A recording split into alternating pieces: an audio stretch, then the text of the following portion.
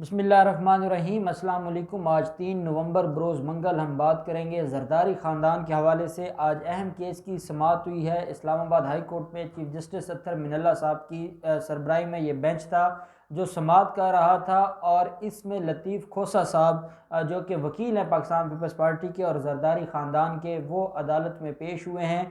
ये मामला है सिंथिया रिची का। सिंथिया रिची के मामले के ऊपर पाकिस्तान पीपल्स पार्टी की जो मरकज़ी क़यादत है, क्योंकि उनको इन्वॉल्व किया गया था और बेनज़ीर भुट्टो, बिलावल और बाकी लोगों के ख़िलाफ़ भी सिंथिया रिची ने मुख्तलिफ एलिगेशंस लगाए थे, तो पाकिस्तान पीपल्स पार्टी की क़यादत की तरफ से कुछ दरख्वास्तें थीं जो फ़ाइल की गई थी। आज उन सारी दरख्वास्तों के ऊपर इस्लामाबाद हाई कोर्ट में समाअत हुई है, और जो आज रिमार्क्स हैं ऑनरेबल चीफ जस्टिस अत्तर मिनल्ला साहब के, वो ये बताते हैं कि बिलावल जरदारी और पूरी जरदारी फैमिली में अगर थोड़ी सी भी कोई शर्म व हया है तो वो आज की इस पिटिशन के बाद और आज के इस हेयरिंग और समाअत के बाद सिंथिया रिची के ख़िलाफ़ दायर दरख्वास्तें वापस करवा लें और सिंथिया रिची से माफ़ी मांग लें, और जो रहमान मलिक और यूसुफ रज़ा गिलानी के ख़िलाफ़ एलिगेशंस हैं उनको उसको बैक करना छोड़ दें, और जो इंसाफ है उसका रास्ता बंद न करें, तो तब इनको मुआफ़ी मिलेगी। अब मुआफ़ी मिलती इनको नज़र नहीं आती।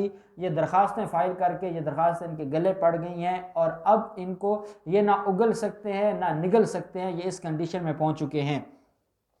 मैं आपको मुख्तसरन इस केस की बैकग्राउंड पहले बताऊंगा। ये 4 दरख्वास्तें हैं। एक दरख्वास्त है सिंथिया रिची को मुल्क बदर करने की, वो लतीफ़ खोसा साहब ने फ़ाइल करवाई थी एक पाकिस्तान पीपल्स पार्टी के लीडर की तरफ से, क़यादत की तरफ से। उसके अलावा रहमान मलिक ने दरख्वास्त फ़ाइल की थी, और रहमान मलिक ने एक इस्तग़ासा फ़ाइल किया था कज़फ़ का, कि मुझ पर झूठा बुहतान बांधा गया है जना का, रेप का। दूसरी एक दरख्वास्त थी अंदराज मुकदमा की, जो कि सिंथिया रिची के ख़िलाफ़ रहमान मलिक ने दरख्वास्त फ़ाइल की थी, जो उनकी दरख्वास्त सेशन जज इस्लामाबाद ने खारिज कर दी थी। उस दरख्वास्त की अपील की भी आज समाअत थी। एक दरख्वास्त थी जो वाजिद ज़िया को दी गई थी, और वाजिद ज़िया ने पहले भी वो दरख्वास्त खारिज की थी, उसके बाद दोबारा उनको दरख्वास्त दी गई थी, वो दरख्वास्त दोबारा वाजिद ज़िया ने खारिज की, और उसके ऊपर बड़ी दिलचस्प रिमार्क्स हैं ऑनरेबल इस्लामाबाद हाई कोर्ट के। और एक दरख्वास्त है सिंथिया रिची की जिसमें इनको मुंह की खानी पड़ी है, और वो सुप्रीम कोर्ट तक उसके ख़िलाफ़ गए हैं और वो खारिज हुई है, और उसमें बड़ा रिलीफ मिला है सिंथिया रिची को, जो कि अंदराज मुकदमा की दरख्वास्त है रहमान मलिक और यूसुफ रज़ा गिलानी के ख़िलाफ़। वो दरख्वास्त क्या है वो भी मैं आखिर में आपके साथ शेयर करूँगा। आज समाअत शुरू होती है, लतीफ़ खोसा साहब बहस शुरू करते हैं, और लतीफ़ खोसा साहब की तरफ से ये जो पहला आर्गूमेंट है वो ये है कि मुल्क बदर किया जाए सिंथिया रिची को, क्योंकि उनका इस मुल्क में रहना ख़तरे से खाली नहीं है। वो बिज़नेस वीज़ा पर आई थी, लेकिन यहाँ पर वो सियासत कर रही हैं, और यहाँ पर वो सीक्रेट मुख्तलिफ सीक्रेट जो एक्टिविटीज़ हैं उसमें मुलव्वस हैं, और उसने पाकिस्तान की सबसे बड़ी सियासी जमात को बदनाम करने की कोशिश की है, और उसने चंद जो हमारे मुखालिफ हैं उनका आलाकार बन के हमारे ख़िलाफ़ एक प्री प्लान एक मुहिम चलाई है, और हम ये चाहते हैं कि इसको मुल्क बदर किया जाए। अदालत ने कहा कि ठीक है, मुल्क बदरी के हवाले से तो इनका मामला चल रहा है, आप अपनी असल दरख्वास्तों पर हैं, आपकी दरख्वास्तें क्या हैं। तो सबसे पहले वाजिद ज़िया के ख़िलाफ़ जो दरख्वास्त थी FIA के ख़िलाफ़, उसके ऊपर लतीफ़ खोसा साहब ने बहस शुरू की, और लतीफ़ खोसा साहब ने कहा जनाब हमारे प्रेसिडेंट हैं जो इस्लामाबाद के पाकिस्तान पीपल्स पार्टी के, उन्होंने एक दरख्वास्त फ़ाइल की थी, और उस दरख्वास्त के अंदर ये मौक़िफ़ अख्तियार किया गया था कि जो मामला है सिंथिया रिची का, इसने बेनज़ीर भुट्टो के हवाले से एक ट्वीट किया है, और एक ट्वीट नहीं है, सीरीज़ ऑफ ट्वीट है। उसमें एलिगेशंस लगाए हैं और बेनज़ीर भुट्टो के को डिफेम करने की कोशिश की है, और उनके हवाले से झूठे इल्ज़ामात लगाए गए हैं। तो हमने वाजिद ज़िया को एक दरख्वास्त दी थी FIA को कि जो आपका इलेक्ट्रॉनिक क्राइम है उसके तहत, क्योंकि ये जो क्राइम किया गया है ये थ्रू ट्विटर किया गया है, ट्वीट्स के ज़रिए किया गया है, तो इनके ख़िलाफ़ अंदराज मुकदमा की जो हमारी दरख्वास्त है उसको मंजूर करते हुए FIR दर्ज की जाए। लतीफ़ कोसा साहब ने कहा कि हमारी तरफ से दरख्वास्त फ़ाइल हो जाती है, दरख्वास्त फ़ाइल होने के बाद वो दरख्वास्त खारिज कर दी जाती है, हम उसके खिलाफ सेशन जज साहब के पास जाते हैं। सेशन जज साहब मुकदमे की जो जस्टिस ऑफ पीस है वो अंदराज मुकदमा की डायरेक्शन नहीं देते, हम इस्लामाबाद हाई कोर्ट आ जाते हैं। इस्लामाबाद हाई कोर्ट दोबारा रिमांड कर देती है जो जस्टिस ऑफ पीस इस्लामाबाद हैं कि आप इनको दोबारा सुन के कानून के मुताबिक फ़ैसला करें। वो दोबारा हमारी दरख्वास्त खारिज कर देते हैं और हम इसलिए दोबारा अदालत के पास आए हैं। तो अदालत ने यह सवाल किया कि मसला क्या है, किस बुनियाद पर वो आपका जो अंदराज मुकदमा की दरख्वास्त है उसको खारिज करते हैं। तो उन्होंने ये कहा कि FIA का ये स्टांस है कि जो बेनज़ीर भुट्टो है, बेनज़ीर भुट्टो की जो फैमिली मेम्बर्स हैं, उनका हस्बैंड है, उनका बेटा है, उनकी बेटियां हैं, वो हैं एग्रीव्ड, क्योंकि उनकी माँ को डिफेम किया गया है या उनकी माँ को के हवाले से डेफामेशन की कोई सोशल मीडिया के ज़रिए कंपेन चलाई जा रही है। अब एग्रीव्ड ये इस्लामाबाद के पाकिस्तान पीपल्स पार्टी के सदर नहीं हैं, बल्कि ये बेनज़ीर भुट्टो की फैमिली है। अब उसका FIA ने ये जवाब दिया और वो जो ऑर्डर है FIA ने जो अंदराज मुकदमा की दरख्वास्त को खारिज किया था, उसमें वाजिद ज़िया ने ये लिखा कि ये स्पेशल लॉ है, जो इलेक्ट्रॉनिक क्राइम्स एक्ट है ये एक स्पेशल लॉ है और स्पेशल लॉ ये कहता है कि जब आप स्पेशल लॉ के तहत कोई रेमेडी लेने जा रहे हैं तो उसमें आप वो शख्स इसको चैलेंज करेगा या वो शख्स दरख्वास्त देगा जो एग्रीव्ड होगा या जो फैमिली मेम्बर होगा। वाजिद ज़िया ने मिसाल दी कि जैसे कोई एक बच्ची है और उसके खिलाफ कोई नाजेबा ट्वीट्स कर रहे हैं, उसको हरासा कर रहा है, तो उसके हवाले से या वो बच्ची खुद आ सकती है जो साइबर क्राइम लॉ है, या उसके माँ बाप या उसके बहन भाई या उसके कोई क्लोज फैमिली मेम्बर्स आएंगे और उनके कहने पर ही मुकदमा दर्ज होगा। कोई थर्ड पर्सन आके मुकदमा दर्ज नहीं करवा सकता।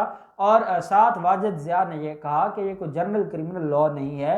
जनरल क्रिमिनल लॉ में तो यह है कि कोई भी इंफॉर्मेशन दे सकता है, कोई भी जाकर दरख्वास्त फाइल कर सकता है और FIR हो सकती है, लेकिन जहाँ स्पेशल लॉ आता है तो स्पेशल लॉ ने ये कहा है कि सिर्फ एग्रीव्ड पर्सन ही आएगा। तो एग्रीव्ड पर्सन ये नहीं है जो पाकिस्तान पीपल्स पार्टी के इस्लामाबाद के सदर है। एग्रीव्ड पर्सन बिलावल जरदारी, आसफ जरदारी और बख्तावर या आसफा हैं। तो चीफ जस्टिस साहब ने सवाल किया कि मुझे एक बात की समझ नहीं आ रही, आपने 6 माह गुजार दिए इसी काम में और आपने पहले भी दरख्वास्त दी, फिर आप हमारे पास आए, फिर जस्टिस ऑफ पीस के पास गए, फिर आप हमारे पास आ गए। अगर आपको बेनज़ीर भुट्टो की इज़्ज़त इतनी ही प्यारी है और आप समझते हैं कि किसी ने डिफेम किया है, और अगर किसी ने डिफेम किया है तो उसके खिलाफ कार्रवाई ज़रूर होनी चाहिए, तो बिलावल जरदारी, आसफ जरदारी, आसफा या जो बख्तावर हैं वो खुद क्यों नहीं दरख्वास्त देती? वो 6 माह आपने लगा दिए, मुकदमा दर्ज नहीं हुआ, तो अदालत ने कहा ये तो बता रहा है कि आप सिंसियर ही नहीं है, आप तो बेसिकली को मुकदमा दर्ज करवाना ही नहीं चाहते, आप तो ड्रामेबाजी कर रहे हैं। अगर आपने मुकदमा दर्ज करवाना होता और आगे से ऑब्जेक्शन ये आया था कि आप एग्रीव्ड पर्सन आ जाए और एग्रीव्ड पर्सन आके दरख्वास्त दे, तो हमें समझ आ जाती और आप क्या करते, एक दरख्वास्त बिलावल जरदारी से लिखवाते, आप लतीफ़ कोसा साहब आप जाके दे देते वाजिद ज़िया को या FIA को, मुकदमा दर्ज हो जाता, मसला ही ख़त्म हो जाता। जब एक स्पेशल लॉ मौजूद है और मसला भी इतना बड़ा नहीं है और उनकी फैमिली, कोई भी फैमिली मेम्बर इसको देख सकता है, जब आप उसके नाम पर सियासत कर सकते हैं, जब आप उनकी विरासत को इस्तेमाल कर सकते हैं, आप उनकी विरासत को इंजॉय कर रहे हैं, तो क्या आप एक दरख्वास्त नहीं दे सकते? और आपने 6 महीने टेक्निकल चीज़ों में लगा दिए हैं। उन्होंने ये कहा जो ऑनरेबल इस्लामाबाद हाई कोर्ट है कि हमें ये लग रहा है कि आप तो सिंसियर ही नहीं हैं, आप तो दरख्वास्त, आप मुकदमा दर्ज नहीं करवाना चाहते, आप सिर्फ लिंगर ऑन कर रहे हैं, आप दरख्वास्तें दे रहे हैं और आपकी इंटेंशन मुकदमा दर्ज करवाने की है ही नहीं। तो लतीफ़ कोसा साहब ने कहा जनाब ये मसला नहीं है, हम तो यहाँ क्वेश्चन ऑफ लॉ पे आए हैं और क्वेश्चन ऑफ लॉ ये है कि कोई भी शख्स मुकदमा दर्ज करवा सकता है। अदालत ने कहा ठीक है, आप इसके ऊपर बहस करना चाहते हैं तो सिंथिया रिची के वकला को कहा कि आप भी बहस करें, ये भी बहस करते हैं। तो मैं तो आपको वैसे एक बात कह रहा हूँ कि अगर बिलावल जरदारी और जरदारी फैमिली को इतनी तकलीफ़ है तो वो खुद एक दरख्वास्त फाइल कर दें और ये मामला हल हो जाए, बजाय इसके कि आप हर तीसरे दिन अदालत में नई रिट लेकर आ जाए और नया मामला लेकर आ जाएं।